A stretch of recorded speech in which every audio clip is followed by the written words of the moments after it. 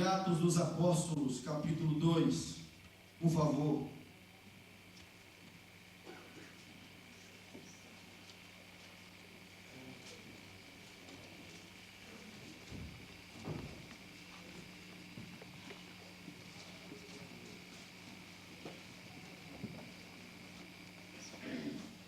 A gente tem mania de dar glória a Deus só quando o pregador começa a explicar o que está escrito na Bíblia, né? Lá na minha igreja eu tenho ensinado, eu acho que é bom você ouvir isso também, que quando alguém está lendo a Bíblia, Deus está falando com você e você pode dar glória a Deus nesse momento também. Não se aveste não, não se avergonhe não, porque essa daqui é a palavra da verdade que transforma, que muda, que salva, que batiza com o Espírito Santo, que muda o ser humano por completo. Quem encontrou pode dizer amém? Ao cumprir-se o dia de Pentecostes, estavam todos reunidos no mesmo lugar. De repente, veio do céu um som, como de um vento impetuoso, e encheu toda a casa onde estavam assentados. E apareceram, distribuídas entre eles, línguas como de fogo, e pousou uma sobre cada um deles. Todos ficaram cheios do Espírito Santo, e passaram a falar em outras línguas, segundo o Espírito lhes concedia que falassem. Ora, estavam habitando em Jerusalém judeus, homens piedosos, vindos de todas as nações debaixo do céu. Quando, pois, se fez ouvir aquela voz, afluiu a multidão, que se possuiu de perplexidade, porquanto cada um os ouvia falar na sua própria língua. Estavam, pois, atônitos e se admiravam, dizendo: vede, não são porventura galileus todos estes que aí estão falando? E como os ouvimos falar, cada um em nossa própria língua materna?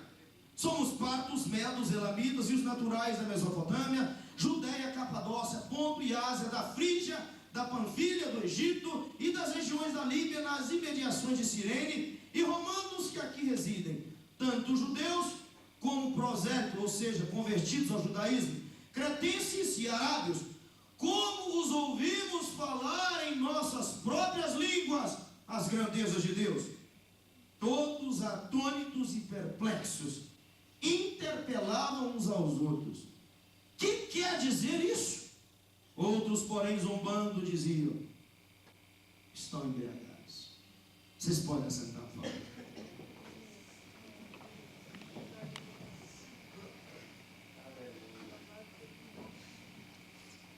Eu sei que você já ouviu falar muito desse texto, já deve ter alguém pregado isso daqui, pregado várias vezes, mas cada dia que a gente ouve a palavra de Deus, Deus tem uma coisa especial para falar. Então, olha, para vocês terem noção de que coisa linda que está acontecendo aqui. Esse povo estava esperando isso daqui, já tinham se passado pelo menos uns 550, 600 anos. Desde a profecia de Joel, esse povo estava esperando essa tão afamada, glorificada chegada do Espírito Santo, chegada do Messias, chegada da presença de Deus no meio do seu povo. E o dia que essa presença gloriosa chega era no primeiro dia de Pentecostes, ou no dia de Pentecostes. A palavra Pentecostes é uma palavra muito simples, significa 50º, ok? Número 50. Era uma festa que era feita, irmãos, no 50º dia depois da festa do início da festa das primícias. Então a festa da primícia, ela era na verdade comemorada em 7 semanas seguidas. E assim, no 50º dia, a festa de Pentecoste. E o mais gostoso saber é que o Pentecoste aconteceu num dia de domingo. A ressurreição aconteceu num dia de domingo. Bom, mas depois saía outra mensagem. Só o que é que você vai pensando nessas coisas? Naquele dia de Pentecostes, aconteceu um movimento espiritual diferente do que aconteceu lá no Monte Sinai. Afinal de contas, se você se lembrar, Pentecostes não é uma festa do Novo Testamento. Pentecostes não é uma festa de grego. Pentecostes não é uma festa de crente. Pentecostes é uma festa judia que começou lá no deserto, quando eles ainda não tinham entrado na terra prometida. E uma coisa interessante é que no dia de Pentecostes, lá no Velho Testamento, irmãos, parece que a nuvem de Deus com fogo, coluna de fumaça, aparece mas no Pentecostes da igreja cristã acontecem algumas coisas completamente diferentes, distintas, e hoje nós vamos nos embebedar disso, nós vamos nos embriagar disso, e aqueles que acreditarem nisso vão vivenciar hoje aquilo que aconteceu ontem, e aqueles que não acreditarem vão ficar contando a sua história, vão ficar contando a sua bênção, vão ficar contando o que aconteceu com você o dia que você acreditou que Deus estava descendo.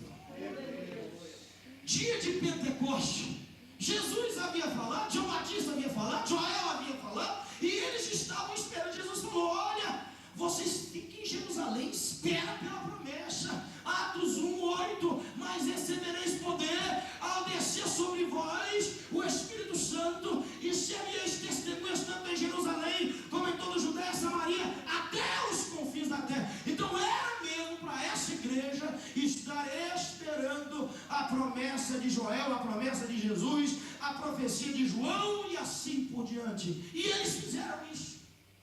Eles esperaram. E o primeiro verso aqui parece que não tem muita coisa. Simplesmente diz que eles estavam juntos e reunidos num dia de Pentecostes. Mas no versículo 2 a história já começa a mudar. No versículo 2 a Bíblia diz que de repente, ou seja, inesperado, sem aviso, sem pedir licença, sem mandar uma carta, sem mandar um telefone, sem dar um text message, né, mano? Aí mandando text message pra galera lá. Eu fui na igreja e o pessoal falou: eu mandei um text message. Eu falei: rapaz, não entrei nesse mistério ainda, vou ter que entrar nisso aí. Sem mandar aviso algum, ele chegou. E ele não chegou para qualquer um, ele chegou para quem estava junto, esperando pela promessa. Ele não chega para qualquer um. E preste bem atenção e grave essa frase no seu coração, se você esquecer de tudo que eu vou falar aqui hoje. O Espírito Santo é para todo mundo, mas não é para qualquer um. Não, vou repetir que tem gente que não entendeu. O Espírito Santo é para todos, mas não é qualquer um que vai ter. Eles estavam reunidos, eles estavam esperando por alguma coisa, e a Bíblia diz que de repente veio um som. De vez em quando você ouve alguém falar aí que veio um vento, não veio vento nenhum, irmão. Esse texto aqui é maravilhoso demais. Não veio vento nenhum. Eu, para mim fazer barulho, o que eu tenho que fazer?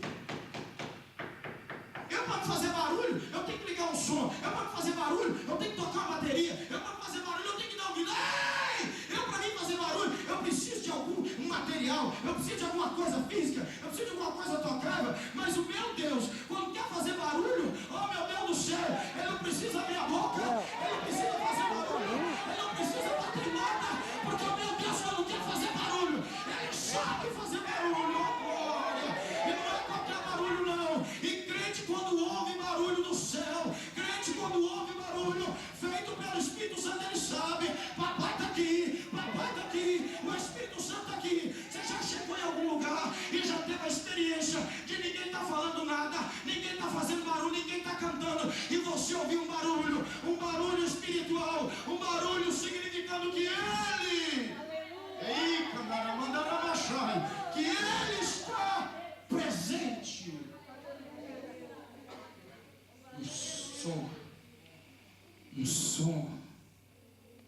Um som,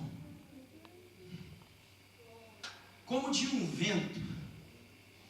E isso aqui, a gente precisa aprender esse negócio aqui, porque até para se defender, por exemplo, de um testemunho de Jeová, isso aqui que você vai aprender hoje vai te ajudar demais. Existem duas palavras, uma em grego e outra em hebraico, que tem 3 significados, e a Bíblia, quando usa, tem motivo para usar um em cada lugar. E é complicado quando alguns crentes chegam perto do testemunho de Jeová. O testemunho de Jeová fala para ele assim: a palavra Espírito em hebraico não significa Espírito, significa vento. Porque na Bíblia, chamada tradução Novo Mundo, a tradução dos testemunhos de Jeová, que é uma tradução demoníaca, infernal e desgraçada, essa Bíblia considera o Espírito Santo uma força vital de Deus.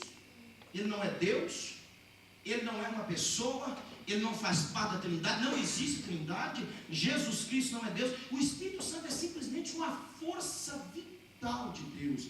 Por que é que eles usam isso e por que é bom os crentes saberem isso que eu vou ensinar aqui agora? Porque se você não sabe disso, na hora que ele te falar, você vai ficar com problema e vai ficar esquisito da conversa e a continuação da conversa. Então, repitam comigo essa palavra, que a primeira nós vamos ler em hebraico. Repita essa palavra comigo. Ruach. Ruach. Ruach. Tem 3 significados. E eu quero que vocês repitam para nunca mais esquecer. Ar, o fôlego, vento e espírito. Ar, ou fôlego, ou respirar, é a primeira. Vento e espírito. Então, na Bíblia você vai encontrar espírito, vento e ar. E todas essas palavras em hebraico são exatamente a palavra ruach. O Novo Testamento tem uma palavra equivalente, uma palavra só que tem os mesmos 3 significados, e é bom a gente aprender isso. Quem já estudou aqui teologia sistemática, estudou isso, vai ter um estudo que a gente chama de pneumatologia. Pneuma é uma palavra em hebraico para ar, fôlego, vento e espírito. Então, se você disser ruach, Velho Testamento, hebraico, ou pneuma no grego, você está ou pode traduzir com essas 3 palavras. Só que quando nós vamos ler a Bíblia, nós conseguimos ver que tem lugar que é para ser traduzido como vento, tem lugar que é para ser traduzido como fôlego, mas tem lugar que não encaixa, porque fôlego não fala, fôlego não tem poder, fôlego não cria nada, fôlego não faz a diferença. E logo nesse texto aqui que está escrito aqui, vento, a palavra aqui é pneuma, mas isso faz uma alusão lá para Ezequiel 37, quando o profeta é levado em visão para o vale chamado de vale de ossos secos, e na verdade sequíssimos, e aí Deus pergunta para ele assim: e aí, rapaz, podem reviver esses ossos? E como a gente de vez em quando vê uns negócios meio assim, fala: não sei não, Senhor, o Senhor que sabe. Fique tranquilo, irmão. Tem gente que acha que esses homens da Bíblia não eram humanos, eles eram fora do comum, eles eram extraterrestres, não tinha medo de nada, não tinha fé em tudo, eles eram perfeitos, nada disso. Era como a gente mesmo, nós só precisamos acreditar como eles acreditaram. E depois a conversa continua, e Deus fala para eles: rapaz, abre essa sua boca aí e profetiza aos 4 cantos e chama o Espírito para vir dos 4 cantos da terra. A palavra ali era ruach. Então, quando ele está falando aqui, preste bem atenção, que coisa interessante. Quando ele está falando um som como um vento impetuoso, é um som. Se você dá uma lida no Ezequiel 37, você vai encontrar um negócio engraçado lá também. O mesmo som de Atos 2 está em Ezequiel 37. E o som lá de Ezequiel, eu ouvi gente dizer que o barulho foi porque um osso se encontrou com um osso, irmãos. A minha Bíblia diz em Ezequiel, tanto em grego, tanto em português, quanto em hebraico, na Septuaginta, que o som veio primeiro do que o encontro dos ossos. Deus fez um barulho, dando uma ordem ao Espírito Santo para ele fazer algo agora. E o que acontece lá? A Bíblia diz que o Espírito vem de um lado, vem do leste, vem do oeste, vem de todos os lados e levanta junto aqueles ossos. E aí ainda Deus não estava satisfeito, porque o profeta olha e estou vendo o corpo, estou vendo o nervo, estou vendo tudo, mas está faltando alguma coisa. Fala para o Espírito que o Espírito vem, e o Espírito entra neles e eles reviveram. Irmão, todas as vezes que você ouvir um barulho associado com o Espírito Santo de Deus, pode saber que é dia de nascimento, é dia de ressuscitação, é dia de coisa nova, é dia de Deus preparar, é dia de Deus levantar morto. Cheia da marabacana lavandare. Não importa se está morto há 10 anos, não importa se não renova há já 20 anos, o que importa é que se você acreditar, esse barulho celestial, quando chega, acorda, desperta, levanta.